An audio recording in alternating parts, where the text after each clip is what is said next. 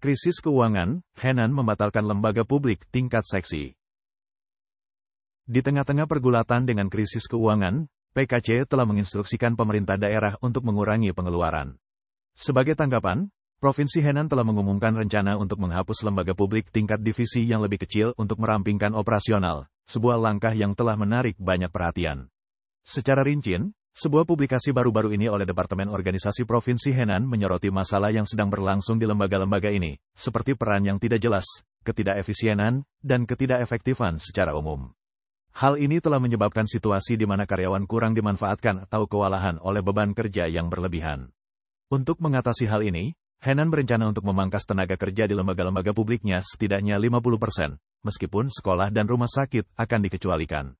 Kebijakan ini menargetkan pembubaran 137 lembaga yang lebih kecil, yang masing-masing memiliki kurang dari 16 staf. Berbicara kepada Sound of Hope pada tanggal 16, Sao Duo, seorang komentator yang berbasis di Amerika Serikat mengenai isu-isu China, mencatat banyaknya jumlah orang di China yang bergantung pada kas negara, banyak di antaranya yang melakukan hal tersebut dengan mengorbankan negara.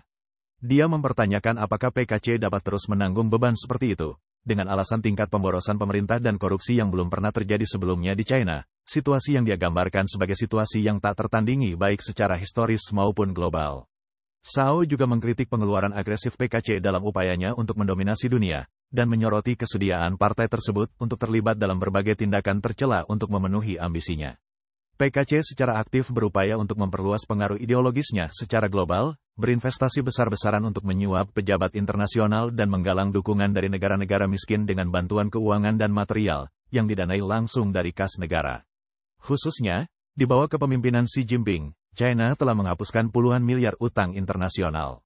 Berdiskusi dengan NTD TV tentang prioritas fiskal PKC, Lai Jianping, mantan pengacara Beijing dan saat ini menjabat sebagai Ketua Federasi China Demokratik di Kanada, mengindikasikan bahwa meskipun PKC mungkin akan mengurangi pengeluaran untuk operasional pemerintah, pendidikan, layanan kesehatan, dan layanan sosial lainnya, PKC diperkirakan akan mempertahankan atau bahkan meningkatkan pengeluarannya untuk stabilitas internal dan upaya-upaya militer, yang dianggap penting untuk keamanan rezim.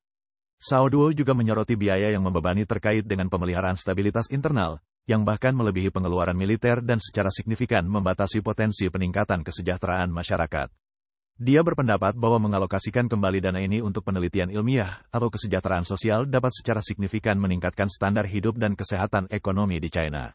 Namun, ia mengkritik fokus PKC dalam menyalurkan sumber daya untuk menekan setiap oposisi terhadap pemerintahannya, mempertanyakan keberlanjutan strategi keuangan tersebut mengingat besarnya jumlah dana yang terlibat.